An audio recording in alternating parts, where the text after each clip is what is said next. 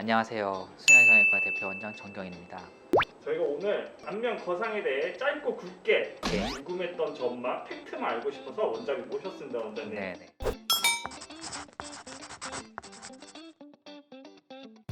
피부 피하 지방층이 누구나 있거든요. 근데 다만 그 피하 지방층이 두꺼우신 분들은 당연히 이제 해야 되는 거고, 피하 지방층이 얇거나 피부가 너무 얇은 분들은 오히려 하게 되면은 약간 좀 울퉁불퉁하거나 역효과가 날 수도 있습니다. 젊은 사람들은 이제 지방 제거를 웬만하면 하진 않고, 나이가 좀 드시고 그다음에 얼굴이 울퉁불퉁하신 경우에는 웬만하면 지방 제거를 해서 좀 더 이렇게 얄쌍하게 슬림하게 하는 편입니다.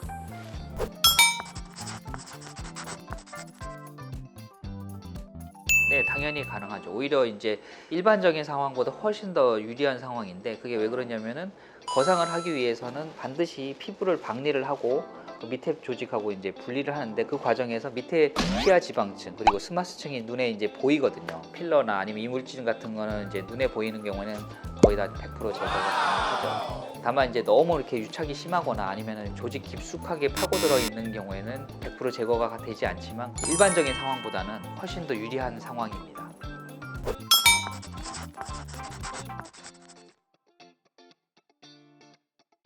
윤곽의 그 해부학적인 구조들이 실제로 안면 거상보다 훨씬 더 밑에 층에 있는 구조물들을 이제 윤곽에서는 다루는데, 해부학적으로는 더 풍부한 지식이 있는 사람들이 좀 더 유리하지 않을까. 또 하나는 안면 윤곽을 하게 되면은 부차적으로 올 수 있는 여러 가지 현상들 중에 하나가 그 피부 처짐이거든요. 그래서 이제 그거를 해결할 수 있는 방법들도 역시 윤곽하는 사람들이 좀 더 잘 알지 않을까 생각이 됩니다.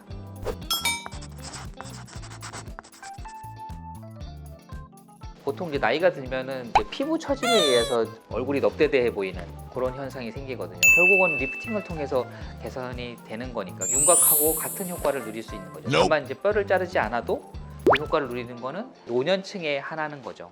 젊은 사람들이 리프팅 한다고 다 윤곽 수술처럼 되는 건 아닙니다.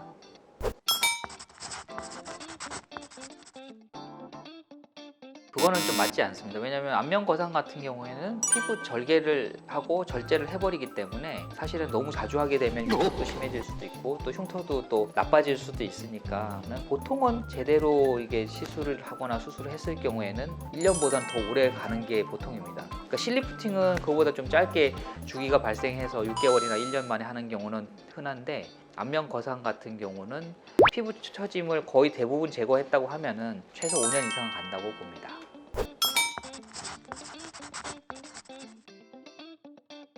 그러니까 이제 보통 층으로 치면은 우리가 이제 제일 먼저 맞닥뜨리는 부분이 피부고, 그 밑에 이제 피하 지방층, 그 밑에 이제 스마스층이라고 이제 층이 있는 거죠. 그러니까 그 층이 얼굴 부분이랑 이게 목 부분에 있는 이 근육들하고 연결돼 있기 때문에 그 부분을 잘 당겨주면은 목이랑 그 밑에 있는 조직도 잘 끌려 올라와서 거상할 때 필수적으로 잡아줘야 되는 근육이라고 하는데, 얇은 막처럼 생겨가지고 또 근막 같은 그런 조직인 거죠.